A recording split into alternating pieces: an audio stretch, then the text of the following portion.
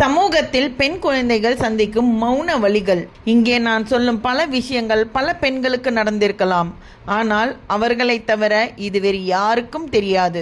பெண்கள் சமூகத்தில் நடக்கும் பல நிகழ்வுகளை தங்கள் மனதுக்குள்ளேயே வைத்து காலம் முழுவதும் புழுங்குகிறார்கள்.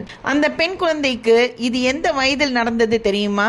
தெரிந்தால் நீங்கள் அதிர்ச்சியாகி விடுவீர்கள். அந்த காலத்தில் பல வீடுகளில் தொலைக்காட்சி கிடையாது. அவளை பெற்ற தாய் ஒரு பொறுப்பற்றவள். அவள் தன் காதலனுடன் தனியாக இருப்பதற்காக தன் குழந்தைகளை 4 வீடுகள் தள்ளி இருக்கும் லீலா அக்கா வீட்டிற்கு டிவி பார்க்க அனுப்பி வைப்பாள்.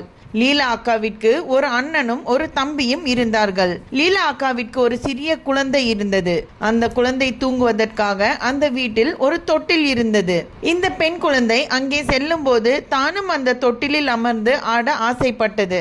அப்போது அந்த பெண்ணிற்கு என்ன வயது இருக்கும் என்று ஊகித்து பாருங்கள். இந்த சிறுமியை லீலாவின் அப்பா, அதாவது அந்த குழந்தைக்கு தாத்தா, இந்த பெண்ணை தொட்டிலில் அமர வைத்து ஆட்டிவிட்டார். ஆனா அந்த தாத்தா ஆட்டின விதம் அது அன்பு அல்ல, அசிங்கம்னு அந்த பிஞ்சு மனசுக்கு அப்பவே புரிஞ்சுது. அவர் ஆட்டிவிடலை, மாறாக அந்த சிறுமியின் பிறப்பொறுப்பை தொட்டு தள்ளுகிறார் என்று. சிறு குழந்தைதான், ஆனால் தாத்தா போன்றவர் செய்த அந்த காரியம் அந்த பெண் குழந்தைக்கு என்ன செய்வதென்று தெரியவில்லை.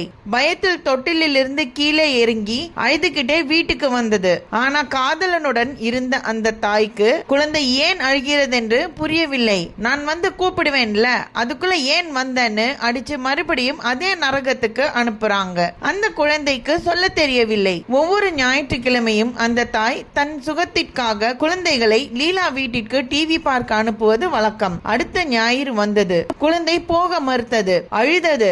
ஆனாலும் அந்த தாய் வலுக்கட்டாயமாக கொண்டு போய் அங்கே விட்டாள். அன்று முதல் அந்த ஆளை பார்த்தாலே அந்த குழந்தைக்கு வெறுப்பும் பயமும் உண்டானது. அந்த கொடுமைக்காரனின் முகத்தை பார்க்க பிடிக்காமல் நடுங்கியது. லீலா அக்கா குழந்தையை தூக்கி கொண்டு அவள் வீட்டுக்கு சென்று விட்டாள். லீலாவின் அம்மா எவ்வளவு முறை கூப்பிட்டும் அந்த சிறுமி வீட்டிற்குள் போகாமல் தன் தாய் வந்து அழைக்கும் வரை வாசலிலேயே பயத்துடன் அமர்ந்திருக்கும். ஒரு நாள் அந்த பெண்ணின் தந்தைக்கு தெரிய வந்தது, குழந்தைகள் டிவி பார்க்க வேறு வீட்டிற்கு போகிறார்கள் என்று. மனைவியின் இழிவான அந்த செயலை தெரியாத அந்த தந்தை குழந்தைகளுக்காக ஒரு டிவி வாங்கி கொடுத்தார். அந்த தொலைக்காட்சி பெட்டிக்கு ஒரு மரப்பெட்டியும் ஷட்டர் கதவும் இருந்தது. அது எப்பொழுதும் பூட்டியே இருந்தது. அந்த தாய் ஞாயிறு காலை வரும் ராமாயணம் தொடரை மட்டும்தான் பார்க்க அனுமதிப்பாள். அந்த பெண் 10ஆம் வகுப்பு முடிக்கும் வரை ராமாயணம் தவிர வேறு எதையும் டிவியில் பார்த்ததில்லை. டிவி வீட்டிற்கு வந்த அந்த நாளில் அவளுக்கு பெரிய நிம்மதி கிடைத்தது. இனி டிவியின் பெயரால் அங்கே போக வேண்டியதில்லை, அந்த ஆளை பார்க்க வேண்டியதில்லை என்று.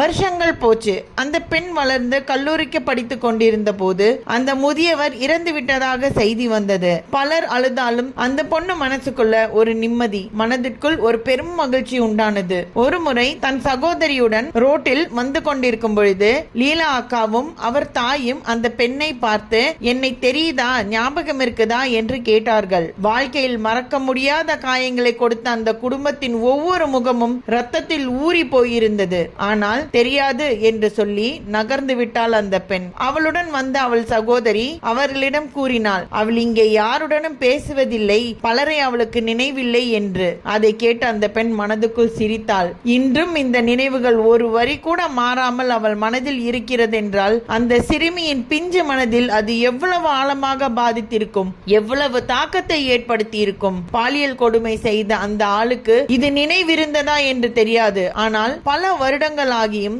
இன்னும் அந்த காயத்தின் தழும்பு ஆறவில்லை என்று அந்த பெண் கூறும்போது பெண்களுக்கு இது எவ்வளவு பெரிய வேதனை தருகிறது என்று புரிகிறது. சில காயங்கள் உடம்புல இருக்காது, ஆனா மனசுக்குள்ள ரத்தம் கசிஞ்சுக்கிட்டே இருக்கும். அன்னைக்கு அந்த தாத்தா தொட்டில் ஆட்டி விடும்போது அந்த 6 வயது குழந்தை சிரிக்கும்னு நினைச்சாரு. ஆனா அந்த குழந்தையோட வாழ்க்கையே நரகமாக்கிட்டாரு. அந்த வழியோட இன்னைக்கும் ஒரு பொண்ணு இந்த பூமியில ஒரு மூலையில வாழ்ந்துட்டு தான் இருக்கா. பெற்றோர்களே, டிவி, போன், வேலைன்னு எத்தனை காரணங்கள் இருந்தாலும் பெண் குழந்தைகளை உங்களை தவிர வேறு யாரிடனும் தனியாக விட்டு வைக்காதீர்கள். பல குழந்தைகளுக்கு நடந்ததை சொல்ல தெரியாது, சிலருக்கு சொல்ல முடியாது. முடியாது.